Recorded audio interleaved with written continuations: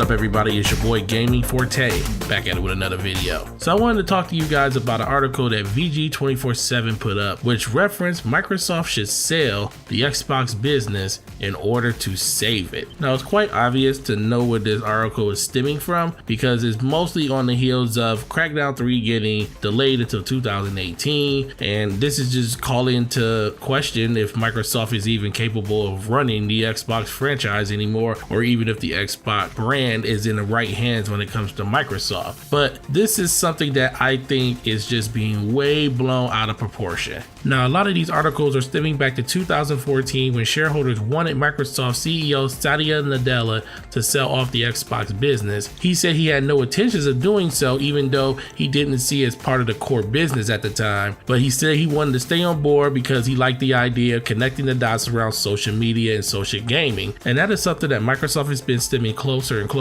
to for the last couple of years, especially with the acquisition of Mixer, which gives them their own streaming platform for the Xbox One and Xbox One X. And this is something that a lot of people just overlook, but they're spending more money to actually help the platform be better. So I don't think it's a problem with the money that they're spending. They're just not making enough money on the back end when it comes to the extra software that they're not selling, because they really haven't had any impact of software that came out over the last year that's really going to push that envelope forward. Now, we all know that Microsoft needs to do a way better job with their first party development with their games going forward. But my question to you guys is this: where were these articles in 2016 when the PlayStation 4 Pro came out? If I remember correctly, there were really no significant games that came out that really pushed the power of the PS4 Pro, that showed off the fidelity of gaming that you're going to get with that system. Now, what I do remember is people talking about what games are going to have pro support on a third party front. And I do know that Uncharted 4 came out earlier that year, and if I remember correctly, there were no first party games really that came out at launch with the system. Now, a lot of people are going to probably talk about, well, it came out with VR, and the Pro actually helps the VR games run a lot better on that system compared to the base PS4 Pro. And I'm going to tell you, you're absolutely right. But the problem with that is the subsection of people that actually bought a PS4 Pro and a VR at the same time, or even just bought a VR later on down the line, probably within the first 3 to 4 months after the system came out, was very slim to none. A lot of people bought more games. The VR at one point wasn't even being talked about as much as it should have been, because a lot of people just assumed that Sony was just not making a lot of games for it, and they wanted to put more of their marketing dollars behind a lot of the third-party deals they had, which was Destiny, Call of Duty, and those were a lot of games that were being shown on the front page of the actual PSN network that they had commercials for, and they were putting a lot of their money there, and they were putting a lot of development around VR games. So even knowing, yes, the PS4 Pro does work better with VR games, that still wasn't something that they were 100% pushing during that time of year. So like I said earlier, where were the games that were exclusive to the PS4 platform for the Pro version that was going to really take advantage of this system? But yet we didn't see arguments for Sony selling off the PlayStation brand then. Now, this video isn't about trying to put Microsoft versus Sony and Xbox versus PlayStation. That's not what the context of this video is about. The context of this video is about media members always talking about one narrative and then spinning that narrative completely different when it suits them, especially when it comes to the Xbox brand. And I don't think there's anything wrong with having articles talking about should Microsoft sell the Xbox One, but all I want to hear is the other side of the equation too. I don't want it to be a one-sided conversation like it's been over this whole generation about should they sell the Xbox brand, should they not sell it, versus PlayStation doing the same exact thing with their PlayStation 4 Pro and not hearing a peep about Sony selling off the PlayStation brand. Ultimately, I'm gonna leave you with this. I believe Microsoft has an invested interest in the platform because it already done what they wanted to do. They want Microsoft to be the center hub of your living room. Now, there's more PlayStation 4s out there, definitely, no one's disputing that, but Microsoft set out to say, we want to be the center of your living room. We want all your entertainment to go through one box. And for like 35 million people, that is exactly what's going on. Now, I don't hear people bringing this up, but as part of selling the Xbox brand, wouldn't you have to sell Xbox Live with it? And Xbox Live is kind of integrated into a lot of features in the Microsoft platform. I mean, it's literally integrated into their operating system for Windows 10. So are you going to be selling off that part of the integration too? How is that going to affect the way that the system performs? How is that going to affect crossplay? How is that going to affect a lot of other things? I think that some people just put out articles and not really think about the implications of what they do, because a move like this wouldn't just be removing Xbox, it will be removing having a platform that Microsoft has services tied to that makes them billions of dollars a year. I just believe that Microsoft is the best equipped to actually deal with this.